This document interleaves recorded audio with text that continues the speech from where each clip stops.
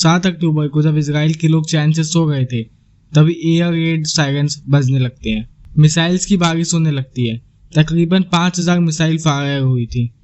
Iron डोम system ये दुनिया का one of the best air defence system है जो मिसाइल को हवा में ही ब्लास्ट कर देता है और प्रोटेक्ट करता है इसराइल को।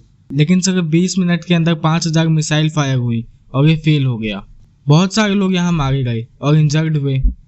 ये हमला पिछले कई डिकेड का सबसे बड़ा हमला है इसराइल और पैलेस्टीन के कॉन्फ्लिक्ट में। हमास ने जमीन और ओशियन के रास्ते से भी हमला किया। इसराइल गाजा की बॉर्डर को तोड़ दिया गया बुलडोजर की हेल्प से। यहाँ बॉर्डर पर मौजूद एक मिलिट्री बेस पे भी हमला किया गया और इसराइल के एक टैंक को भी कैप्चर कर लिया गया। ढेरों बेगुनाह लोग यहाँ पे मारे जा चुके हैं। बहुतों को हॉस्टेज बना लिया गया है और रिस्पॉन्स में इसराइल ने एक स्टेट ऑफ वॉर डिक्लेयर कर दिया।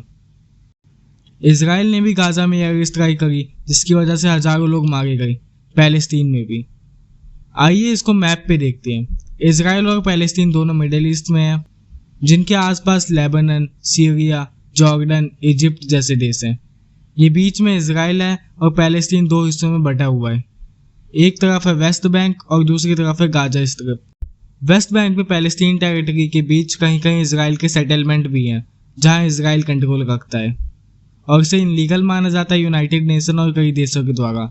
वेस्ट बैंक में जो टेरिटरी है उन्हें एडमिनिस्ट्रेट किया जाता है पैलेस्टीन अथॉरिटी के द्वारा जो फतह के कंट्रोल में है। ये एक पॉलिटिकल पार्टी है। दूसरी तरफ गाजा स्ट्रिप में सिर्फ हमास का राज चलता है।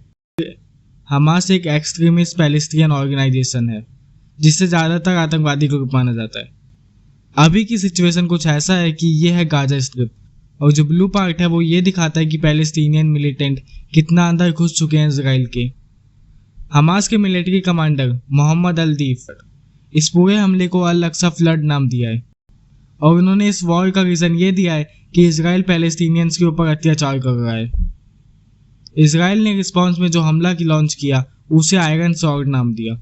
इसराइल ने गाजा में बिजली की सप्लाई बंद कर दी।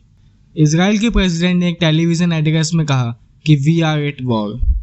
इनके डिफेंस मिनिस्टर ने कहा कि हमास ने एक बहुत बड़ी गलती कर दी है और इसराइल इस जंग को जीतेगा।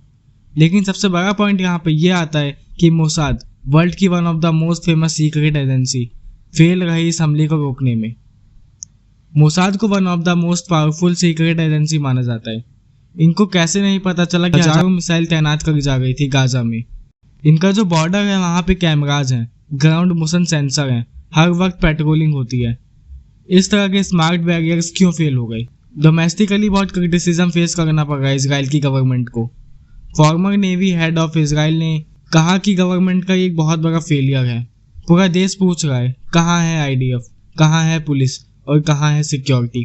द टाइम्स ऑफ इसराइल में छपी इस रिपोर्ट में बताया गया है कि इजिप्ट के इंटेलिजेंट ऑफिशियल्स ने बार बार इसराइल को वार्निंग दी थी कि कुछ बड़ा होने वाला है, लेकिन उन वार्निंग्स को इग्नोर कर दिया गया। ईरान का देश जो कि one of the main supporter है हमास का, उसने कहा कि हमास ने ये सब एक सेल्फ डिफेंस में किया। पैलेस्टीन के जो प्रेसिडेंट है मोहम्मद अब्बास, वो WAFA न्यूज एजेंसी को कहते हैं कि पैलेस्टीनियंस को अपने आप को दूसरे देश के ग्रुप से प्रोटेक्ट करने का अधिकार है। आइए अब जानते हैं कि ये हो क्यों रहा है। ज्यूज को टॉर्चर किया जाने लग गया था यूरोप में हिटलर के टाइम पे, इसलिए वो सब माइग्रेट होके पैलेस्टीन आ गए और पैलेस्टीनियंस को ही उनके देश में रिफ्यूजी बना दिया। तो ये पैलेस्टीनियन सपोर्ट डिजर्व करते हैं लेकिन टेररिस्ट के साथ नहीं। ये बात सही है कि पैलेस्टीन में आम लोगों के साथ भेदभाव हुआ है, लेकिन इसराइल के आम लोगों को मरना आतंकवाद है। कुछ लोग हैं यहाँ पे जो कह रहे हैं कि सफाया कर दो पैलेस्टीनियंस का, खुशी मना रहे हैं पैलेस्टीन पे हमला होते हुए देख, लेकिन जो आम पैलेस्टीनियन लोग हैं उन पे क्या बीत रही होगी।